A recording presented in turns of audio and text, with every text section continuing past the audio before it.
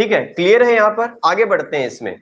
तो मुझे पता चला यहाँ पर दो तरह के चार्ज होते हैं, एक होता है पॉजिटिव, एक होता है नेगेटिव। तो मैं लिख सकता हूं मेरे पास दो तरह के चार्ज है, पॉजिटिव और नेगेटिव।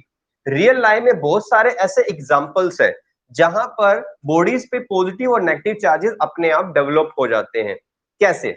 जैसे फैब्रिक है, फैब्रिक को बनाया कैसे गया है, इसके अंदर कॉटन और प्लास्टिक मिक्स है।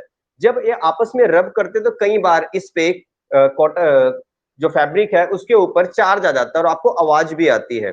और भी बहुत सारे केसेस हैं जहां पर आप किसी वूल को किसी ग्लास के साथ, किसी प्लास्टिक के साथ रब करो तो उनमें भी आपस में चार्ज डेवलप हो जाता है। मैं कुछ कॉम्बिनेशन लिख रहा हूं आप यहाँ पर।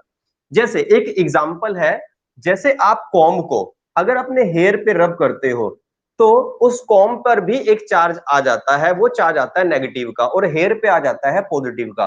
तो यहीं पर वही कॉम्बिनेशन है। अगर मैं ड्राई हेयर और कॉम्ब या ड्राई हेयर के साथ कॉम्ब को रब करूं तो ड्राई हेयर पे पॉजिटिव का चार्ज आएगा, कॉम्ब पे नेगेटिव का चार्ज आएगा। अब साथ साथ एक क्वेश्चन भी डेवलप हुआ, ऐसा क्यों हुआ कि ड्राई हेयर पे पॉजिटिव आया और कॉम्ब पे नेगेटिव आया? क्योंकि इन दोनों का अगर कॉम्बिनेशन देखा जाए तो इसमें जो ड्राई हेयर है इसका वर्क फंक्शन कम है, या ये कह लो यहाँ इलेक्ट्रॉन्स लूजली बाउंड है और कंपैरेटिवली यहाँ इलेक्ट्रॉन्स टाइटली बाउंड है, तो यहां से नहीं निकल पाए, तो इसलिए जंप करके यहां चले गए, इस पे पॉजिटिव चार्ज आ गया, इस पे नेगेटिव चार्ज आ गया। इसके अलावा और भी है, जैसे मैं ग्लास ग्लास को सिल्क के साथ करते हैं और वूल को रब कर देते हैं प्लास्टिक के साथ, ठीक है? तो वूल पे हमेशा पॉजिटिव आएगा अगर प्लास्टिक से रब करें, प्लास्टिक से करो, रबड़ से करो, ठीक है? तो अगर इनसे रब, ये कॉम्बिनेशन अगर देखते हो तो इन पे मतलब इसको इसके साथ रब करे, इसको इसके साथ रब करे, इसको इसके साथ रब करे, तो इस पे पॉजिटिव, इस पे नेगेटिव, इस पे पॉजिटिव, इस पे नेगेटिव। क्या हमेशा ही ऐसे होगा कि इस पे पॉजिटिव आएगा, इस पे नेगेटिव आएगा? हमेशा डिपेंड करता है आपको इसको किसके साथ रब किया गया है। पहले मुझे बता दो, क्या ये कॉम्बिनेशंस याद होगी? क्योंकि ये एनसीईआरटी में मेंशन है ये, इसलिए ये यहां पर मैं एक्सप्लेन कर रहा हूं। अभी और भी कॉम्बिनेशन समझाऊंगा। तो पॉजिटिव और नेगेटिव चार्ज दो तरह के चार्ज होते हैं। अगर ड्राई हेयर और कॉम्ब को रब करे तो ड्राई हेयर पे पॉजिटिव, कॉम्ब पे नेगेटिव होता है। ग्लास को सिल्क के साथ रब करे तो ग्लास पे पॉजिटिव, सिल्क पे नेगेटिव होता है। वूल को प्लास्टिक के साथ या रबड़ के साथ रब किया जाए तो वूल पे पॉजिटिव और प्लास्टिक या रबड़ पे नेगेटिव का चार्ज आता है। बताओ यहां तक क्लियर है? नॉलेज बॉक्स, ठीक है? जनरल नॉलेज का पार्ट यहां जोड़ रहा हूं। इलेक्ट्रॉनिक चार्ज मैंने बोला था 1.6 10 की पावर -19 कूलम।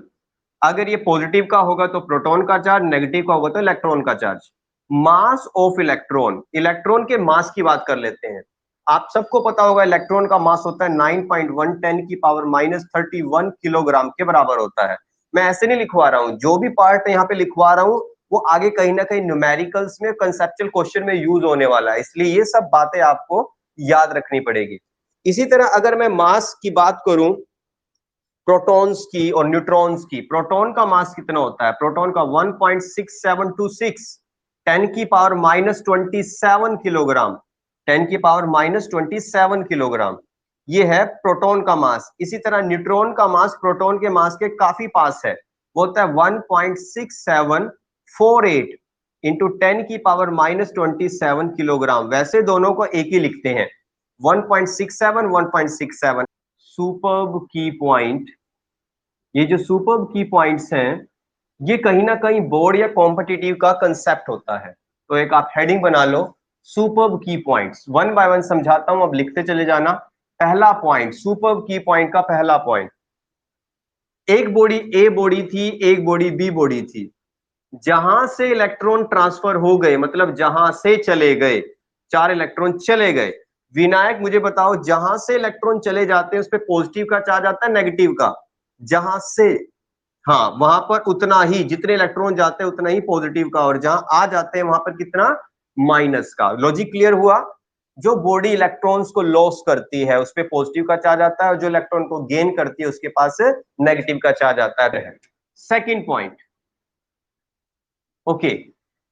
अब एक क्वेश्चन मुझे जवाब देना काजल, एक इलेक्ट्रॉन का मास कितना बताया था? 9.1 10 की पावर -31 किलोग्राम। अगर एक इलेक्ट्रॉन ट्रांसफर करके जा रहा है किसी भी बॉडी से, तो क्या गिवन बॉडीज जिससे जा रहा है और जिस पे आ रहा है, क्या उसके मास चेंज हो जाएंगे? क्या मास में कोई चेंज होगा? यस, मास में चेंज होगा। Positively charge body has lost some electron, positive charge body ने कुछ इलेक्ट्रॉन को लॉस किया है, लॉस हो गए, उससे इलेक्ट्रॉन चले गए, तो उसका मास क्या होना चाहिए? उसका मास कम हो जाना चाहिए, और जहां इलेक्ट्रॉन आ जाएंगे उसका मास क्या हो जाना चाहिए? इंक्रीज करना चाहिए। नाउ द थर्ड पॉइंट, जब इन बॉडीज पे, सपोज करो बॉडी ए थी, एक बॉडी बी थी, इनके पास 10 इलेक्ट्रॉन्स थे, 10 प्रोटॉन्स थे, तो मुझे बताओ विनायक, जब इनके पास 10, एक बॉडी की बात कर ले, इस पे 10 इलेक्ट्रॉन थे, 10 प्रोटॉन थे, इसका नेट चार्ज कितना था? इसका नेट चार्ज कितना था? 0, मतलब बॉडी न्यूट्रल थी। मींस अगर पॉजिटिव और नेगेटिव चार्जेस बैलेंस में है तो body will be neutral, body neutral कहलाएगी। बट जैसे ही इलेक्ट्रॉन ट्रांसफर करके चले गए, यहां से 4 इलेक्ट्रॉन चले गए, अब ये बैलेंस में नहीं है, अब बॉडी पे चार्ज आ चुका है +4 इलेक्ट्रॉन का, मतलब बॉडी चार्ज हो गई है। तो आप कहेंगे when the positive and negative charges are not in balance the body will be charged. Now the fourth point, बेटा अगर मैं आपसे क्वेश्चन पूछूं, एक है पॉजिटिव का चार्ज, एक है पॉजिटिव का चार्ज, दोनों ही पॉजिटिव के चार्ज है, दीज आर लाइक चार्जेस, तो बताओगे लाइक चार्जेस एक दूसरे को अट्रैक्ट करते हैं, रिपेल करते हैं? प्राची, लाइक चार्जेस अट्रैक्ट करते हैं, ये रिपेल करते हैं? लाइक चार्जेस रिपेल करते हैं, और नेगेटिव नेगेटिव भी लाइक चार्जेस है, ये भी क्या करेंगे? रिपेल करेंगे। प्लस और माइनस एक दूसरे को क्या करेंगे? अट्रैक्ट करेंगे। तो यही इसकी प्रॉपर्टी बन जाती है। यहां पर फोर्थ पॉइंट में यही नोट कर लो, like charges repel each other and unlike charges attract each other. तो आप कहोगे सर ये क्यों लिखवाया, ये तो हमें पता था। मैं इसको इसलिए लिखवा रहा हूं क्योंकि इसको आगे मैं चेंज करने वाला हूं। इसमें आपको मैं ये भी दिखाऊंगा कि जो लाइक चार्जेस है वो दूसरे को अट्रैक्ट भी कर सकते हैं। इसकी एक कंडीशन है कि ये लाइक चार्जेस हैं तो ये अट्रैक्ट कब कर सकते हैं, इसकी एक कंडीशन है, बता दूं। कंडीशन ये है कि एक बॉडी पे चार्ज बहुत बहुत ज्यादा होना चाहिए कंपैरेटिवली सेकंड बॉडी के। अगर एक बॉडी पे ज्यादा पॉजिटिव चार्ज है as compare to second body, तब भी ये लार्ज मतलब ज्यादा चार्ज वाली बॉडी छोटे चार्ज कम चार्ज वाली बॉडी को अट्रैक्ट कर सकती है। ये एक इसका अलग कॉम्पिटिटिव पार्ट है। दूसरा, ये जो चार्ज बॉडी है, कोई भी छोटी है बड़ी है, ये किसी न्यूट्रल बॉडी को भी अट्रैक्ट कर सकती है, मतलब इस पे कोई चार्ज नहीं है तब भी इसे अट्रैक्ट कर सकती है। आपको कैसे एग्जांपल, इसका एग्जांपल है, जैसे आप अगर किसी स्केल को, प्लास्टिक के स्केल को हेयर में रब करके उसके ऊपर एक चार्ज ले आते हो, नेगेटिव का चार्ज आ रहा है, हेयर के साथ रब करें और कागज के टुकड़ों को आप उठा लेते हो, तो इट मींस जो कागज है वो न्यूट्रल है। आप कागज के छोटे छोटे टुकड़े, पेपर बीट्स को आप अट्रैक्ट कर पा रहे हो, मतलब एक चार्ज बॉडी एक न्यूट्रल बॉडी को भी अट्रैक्ट कर सकती है। तो ये भी एक अलग केस है। नेक्स्ट पॉइंट पे चलते हैं, नेक्स्ट पॉइंट पे आ जाओ। फिफ्थ पॉइंट, बेटा इतने भी पॉइंट्स लिखवा रहा हूं मैं, यहां से आपके कंसेप्चुअल क्वेश्चन सोल्व होने वाले हैं। लिखो, नेक्स्ट पॉइंट नोट करो। देखो, अच्छा एक मुझे बात बताओ, अगर ये 4 इलेक्ट्रॉन ट्रांसफर ना होते, ये 4 इलेक्ट्रॉन ट्रांसफर ना होते, तो क्या कभी बॉडी पे बाय फ्रिक्शन प्रोसेस जो हम कर रहे हैं, क्या कभी इस पे चार्ज आ पाता इस प्रोसेस से? जब तक इलेक्ट्रॉन, चाहे हम रब कर रहे हैं, इसको रब करते जा रहे हैं बट इलेक्ट्रॉन ट्रांसफर नहीं हुए हैं, तो क्या इलेक्ट्रॉन के ट्रांसफर हुए बगैर भी इस बॉडी पे चार्ज आ जाता? देखो, हम यहां पर बैलेंस को खत्म कर रहे हैं। जब तक चार्ज का बैलेंस था बॉडी न्यूट्रल थी। बैलेंस कब बिगड़ेगा? जब यहां से इलेक्ट्रॉन या तो आ जाएंगे या यहां से चले जाएंगे। तो बैलेंस को बिगाड़ने के लिए इलेक्ट्रॉन का ट्रांसफर का होना बहुत जरूरी होता है। तो यही मेन कॉज होता है किसी बॉडी के चार्जिंग का, मतलब आपको इलेक्ट्रॉन्स को ट्रांसफर करना होता है एक बॉडी से दूसरी बॉडी के अंदर। बताओ, लॉजिक क्लियर है? लिखो, फिफ्थ पॉइंट में लिखो, the basic cause of charging is actual transfer of electrons. Actual transfer of electrons. तो एक पॉइंट और मैं ऐड कर रहा हूं। पॉइंट ये है कि मैंने एक वर्ड यूज किया था, work function. Work function, work function होता क्या है? ये वो मिनिमम एनर्जी होती है जो किसी इलेक्ट्रॉन को चाहिए किसी मेटल सरफेस से निकलने के लिए, वो इसका वर्क फंक्शन होता है। तो एक बॉडी ए थी, एक बॉडी बी थी। अगर ए बॉडी से इलेक्ट्रॉन निकल कर गए हैं, ए से बी में गए, तो वर्क फंक्शन दोनों में से कम किसका है?